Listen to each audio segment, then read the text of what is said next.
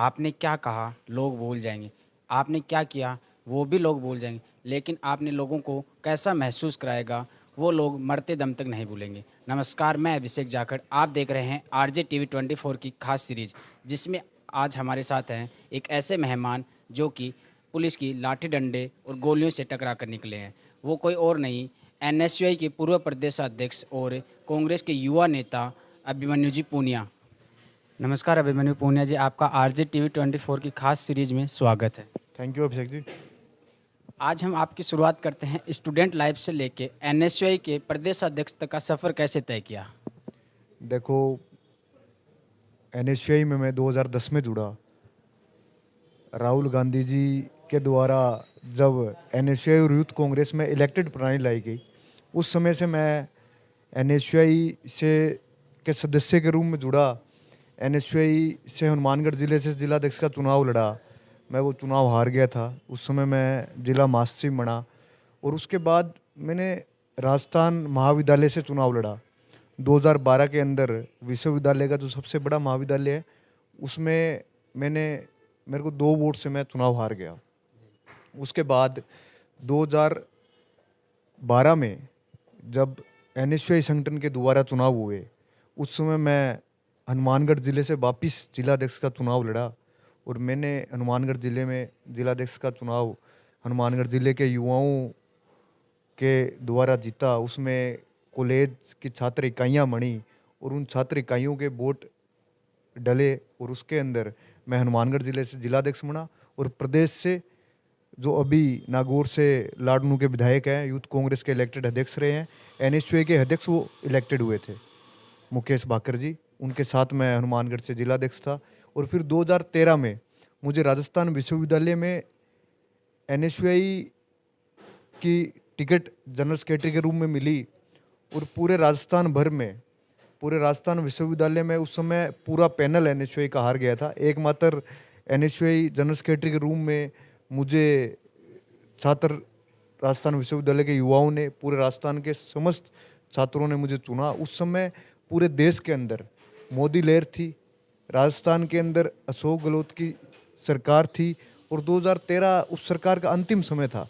तो उस समय एकमात्र मैं चुनाव जीत कर आया और मैंने छात्र संघ का परचम लहराया। उसके बाद 2015 में एनएसयूआई संगठन के दोबारा चुनाव हुए और उस समय मैंने एनएसयूआई संगठन का पूरे राजस्थान भर में चुनाव लड़ा और मैं इलेक्टेड प्रदेश उपाध्यक्ष बना। 200 वोटों से मैं चुनाव रह गया था और इलेक्टेड प्रदेश अध्यक्ष बना। तमाम युवा साथियों का मुझ पे आशीर्वाद रहा, छात्र वर्ग का आशीर्वाद रहा।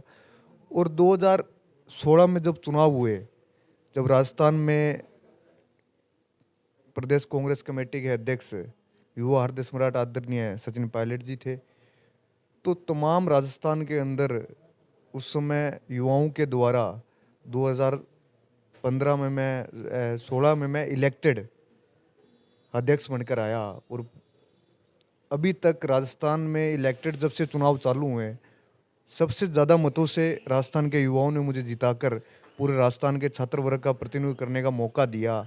और तमाम एनएसयूआई के पदाधिकारी, एनएसयूआई के पूर्व छात्र संघ अध्यक्ष रहे, एनएसयूआई के पूर्व प्रदेश अध्यक्ष रहे, तमाम नेताओं का आशीर्वाद मुझ पर रहा। तमाम प्रदेश कांग्रेस कमेटी, तमाम प्रदेश के नेताओं के आशीर्वाद से मैंने कांग्रेस के अंदर पिछले 4 साल से अध्यक्ष के रूप में कांग्रेस को मजबूत करने का काम किया।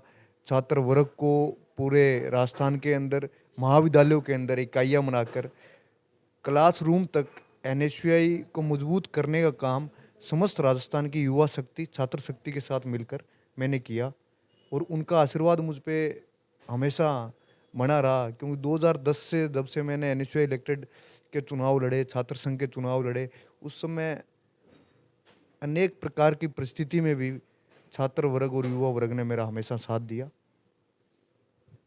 जी, आप इतने बड़े संघर्ष के बाद प्रदेश अध्यक्ष तक के पद पर पहुंचे, इसके बाद ऐसा क्या हुआ कि आपने इससे रिजाइन दे दिया। देखो, रिजाइन की जहाँ बात आती है, मैंने पिछले 7 सालों से, जब से 2014 के अंदर देश के युवा हृदय सम्राट सचिन पायलट जी राजस्थान प्रदेश कांग्रेस की कमान संभाली, तब से राजस्थान के युवाओं में एक नया जोश आया। एक एनएसयूआई यूथ कांग्रेस में एक अलग सी ऊर्जा का संचार हुआ, क्योंकि उनके नेतृत्व में राजस्थान के अंदर एक नई कांग्रेस, नए लोगों को मौका मिला। एनएसयूआई के जिला अध्यक्ष भी एआईसीसी पीसीसी के सदस्य बने। विश्वविद्यालय के छात्र संघ अध्यक्ष को भी प्रदेश कांग्रेस कमेटी का सदस्य बनने का मौका मिला।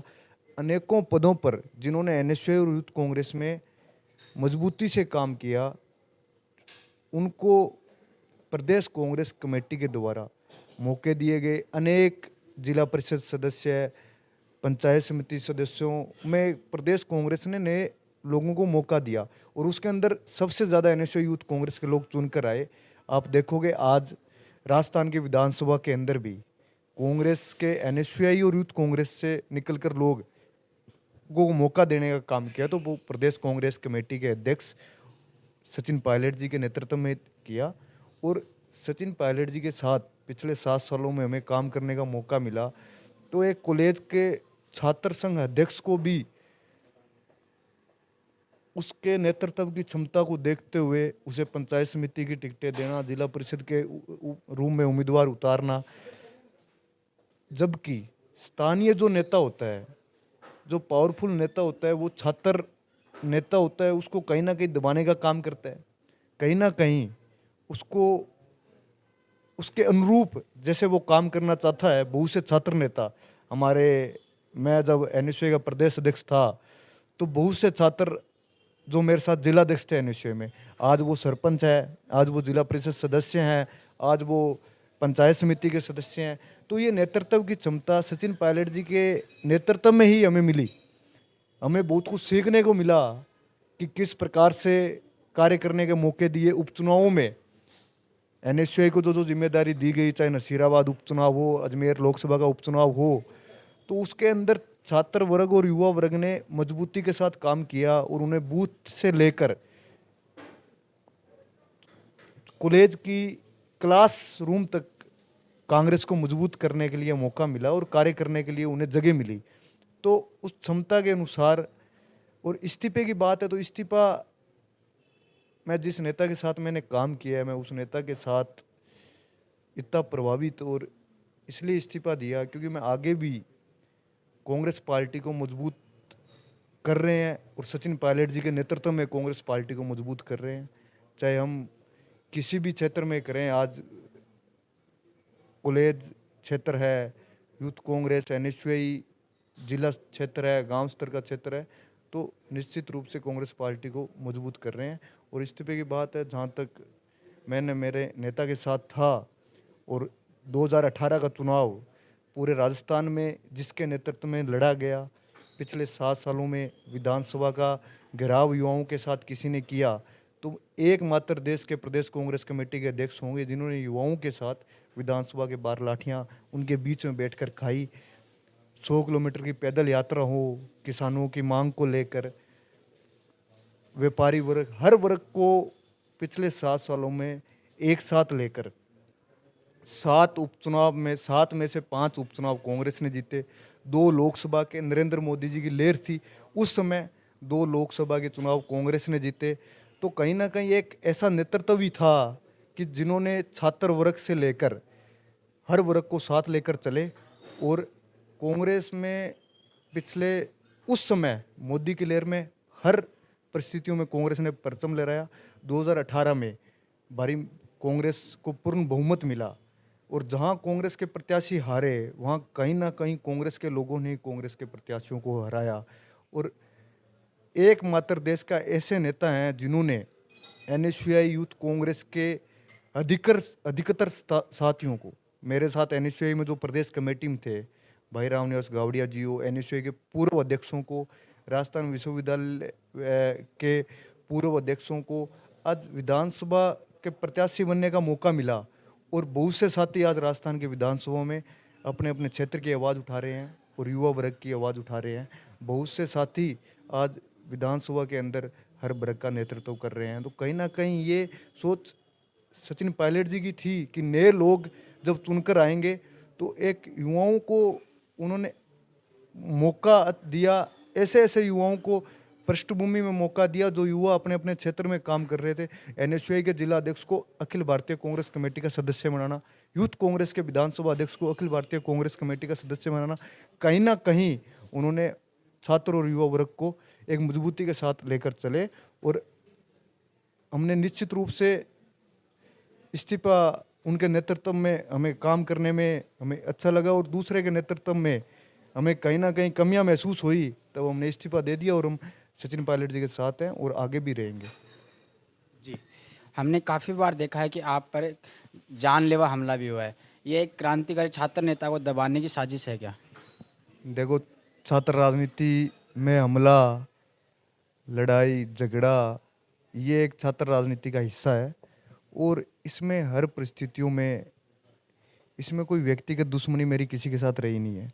ठीक है, कभी दूसरे संगठनों के द्वारा हमला करवाया गया हो और हमने छात्र वर्ग की आवाज़ उठाई है, जो छात्र सही है हमारा पदाधिकारी के लिए हमने आवाज़ उठाई है।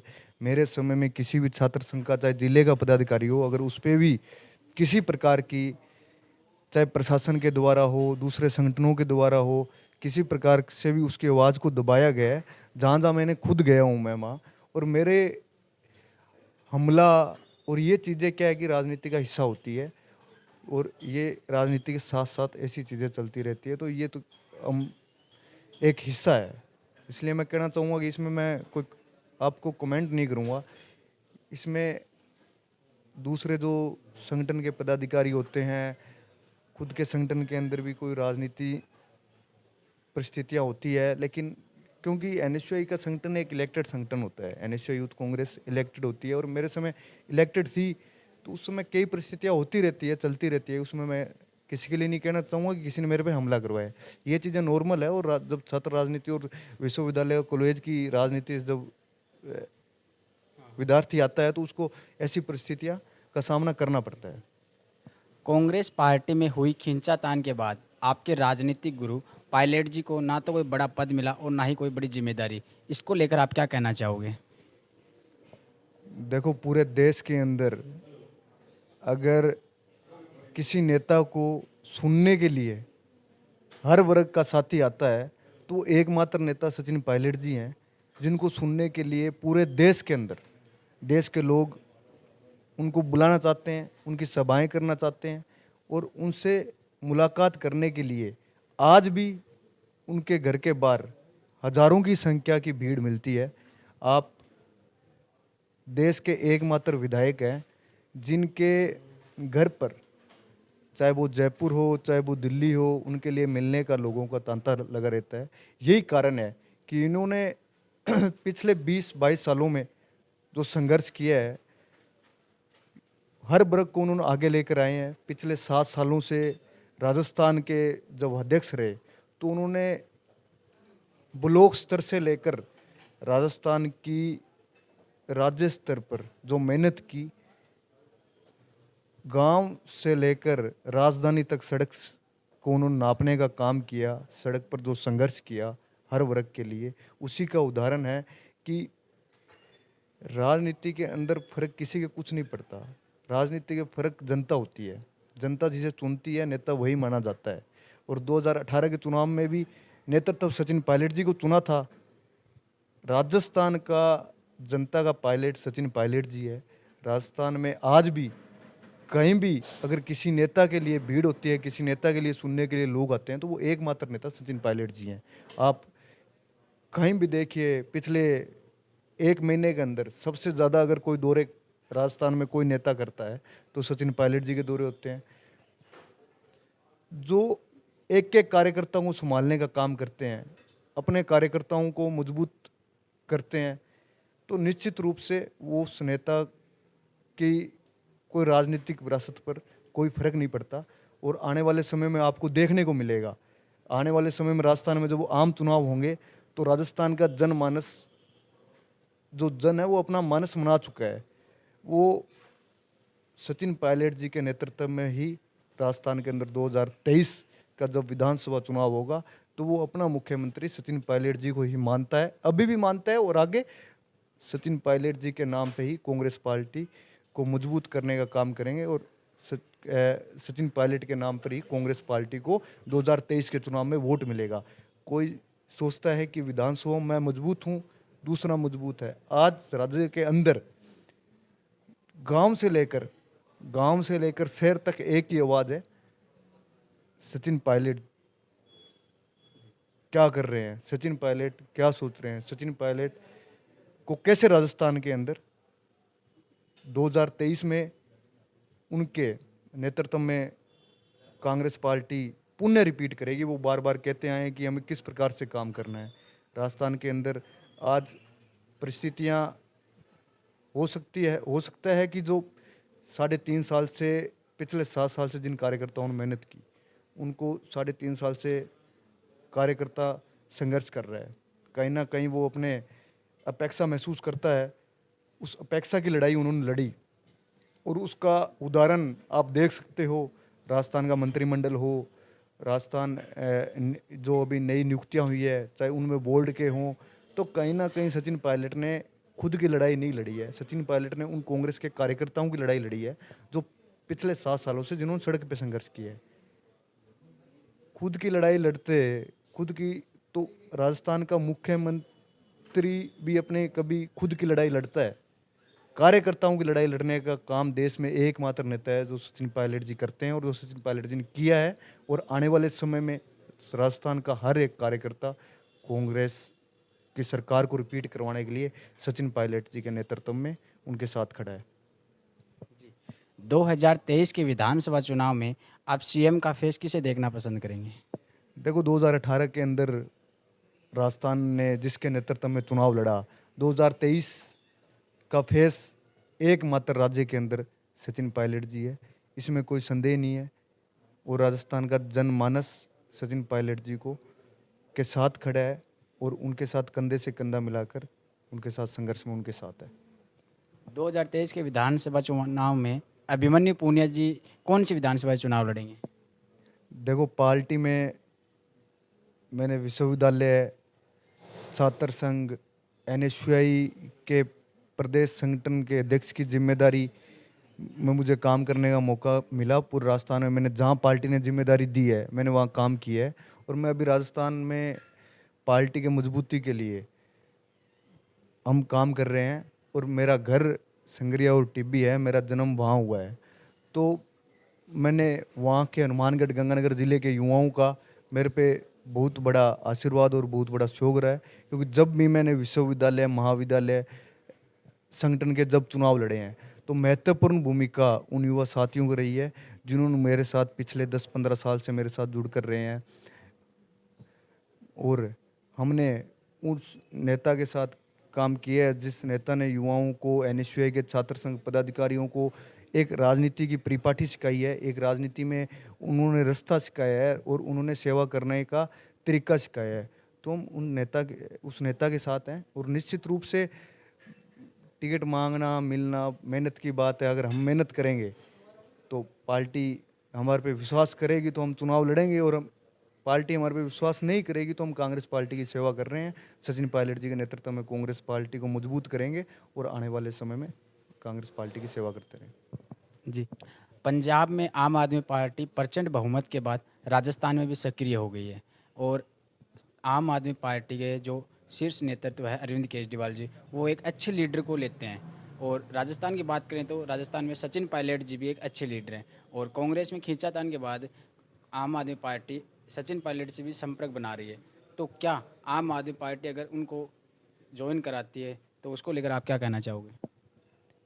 देखो, आम आदमी पार्टी ने पंजाब में चुनाव लड़ा है, पंजाब में बहुमत में आए हैं। कहीं ना कहीं कांग्रेस की कमी रही होगी, कांग्रेस ने जो घोषणा पत्र में जो घोषणाएं की वो पूरी नहीं की होगी। और आम आदमी पार्टी पूर्ण रूप से अभी राज्य में फर्स्ट स्टेट है उनका पूरे देश के अंदर, दिल्ली केंद्र शासित था। तो अभी उनको काम 2 महीने हुए हैं, उन घोषणाएं की हैं, वो घोषणाएं कितनी ज़मीन पे इम्प्लीमेंट होती है उसका फर्क राजस्थान के बॉर्डर क्षेत्र में जब पड़ेगा, जब वो ज़मीन पे घोषणाओं को कितनी इम्प्लीमेंट करते हैं। और रही बात राजस्थान में, तो राजस्थान में आम आदमी पार्टी कि जो आप चेहरे की बात कर रहे हो, सचिन पायलट कांग्रेस का चेहरा है। सचिन पायलट के नेतृत्व में कांग्रेस 2018 में भी जीती है और 2023 के अंदर भी जीतेगी चुनाव। तो निष्कोच की ये परिस्थिति कि कांग्रेस के नेता को आम आदमी, और ये जो बात जो है ये एक मतलब सुनी सुनाई बातें होती है। सचिन पायलट जी कांग्रेस में रहेंगे। कांग्रेस के अंदर पिछले 25 सालों से काम किया है और कांग्रेस पार्टी को देश के अंदर मजबूत करने में अगर किसी नेता की महत्वपूर्ण भूमिका है तो वो सचिन पायलट है।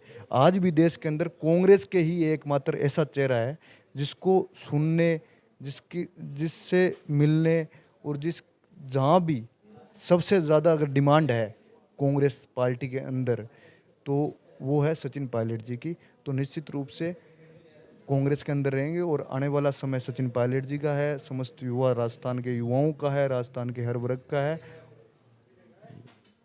जी, अभिमन्यु जी ने एक चीज़ बताई कि सचिन पायलट जी जहाँ भी जाते हैं वहाँ पे लोगों का मेला लग जाता है। ये अक्सर हमने देखा भी था जब कांग्रेस पार्टी की कोरोना काल में खींचातान चल रही थी, उसके बाद में जब वो उन्होंने पहले हुंकार भरी थी तो उसमें लाखों लोगों ने मतलब वहाँ पे इकट्ठे हुए थे और उनको समर्थन देने आए थे। इससे पता लगता है कि अच्छे लीडर के लिए वो कितने और साथ देते हैं।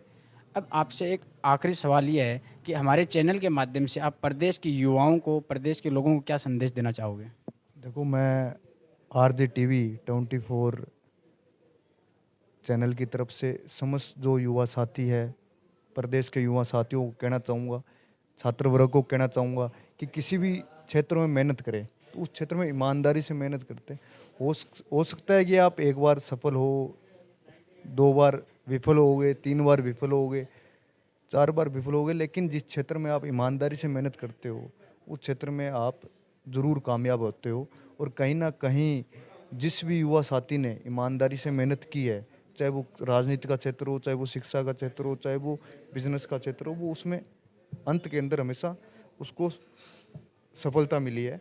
तो जिस भी क्षेत्र में काम करो उस क्षेत्र में ईमानदारी से काम करो। अगर ईमानदारी से काम करोगे तो अंत में आपको सफलता जरूर मिलेगी। और आप समस्त, मैं आपके आरजे टीवी 24 के साथियों को बहुत बहुत शुभकामनाएं और धन्यवाद देता हूँ। जी, तो ये थे हमारे साथ अभिमन्यु जी पूनिया। फिर मिलेंगे एक नए मेहमान के साथ। तब तक के लिए आप देखते रहिए आरजे टीवी 24। जय हिंद, जय राजस्थान।